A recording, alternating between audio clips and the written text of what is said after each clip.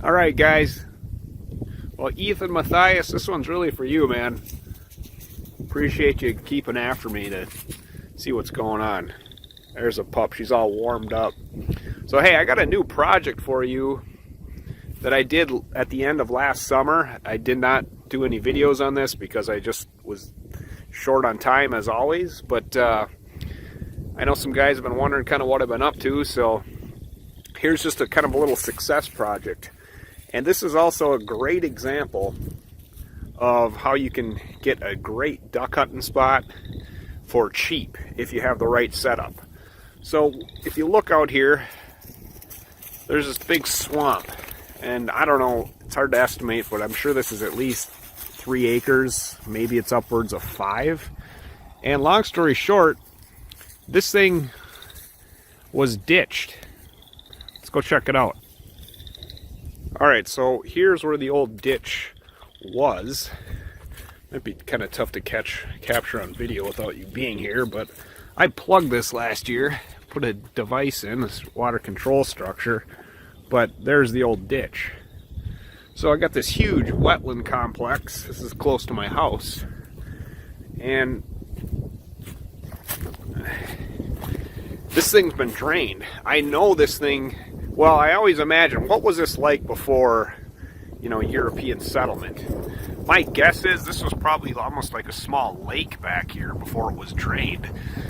Somebody that lives right in this area mentioned within the last 20 years, beavers plugged this, and this thing started turning into a lake. But it was causing some trouble, so naturally, you know, always the kind of knee-jerk reaction is you got to kill the beavers and all that stuff, which is kind of unfortunate because, you know, if you put one of these water control devices in, you can manage it. But anyway, last year we had a record drought, so it was really dry. There was no water in here at all. And I took advantage of that, working with a friend of mine. I said, man, if there was ever a time to put a water control structure in, now is it.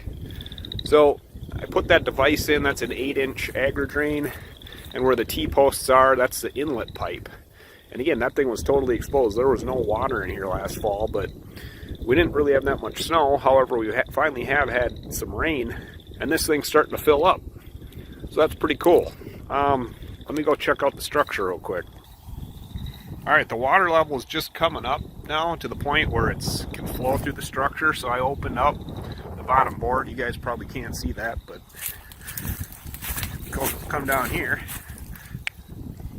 I don't know, maybe you can't see that real well either with the light, but that is the first water to flow through this structure.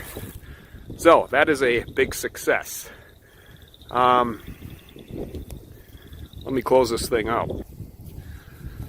Alright, back up here, trying to get out of the wind a little bit too. I don't want to ramble too much, but long story short, this looks like it's going to be a success. When we walked out here just 5 minutes ago, there was some sandhill cranes in here and 2 geese. I don't know if you guys can see this. I'll try to zoom in, but right there's kind of a dark spot in the center of the shot. Some geese are obviously preparing a nest, so the dog chased them out.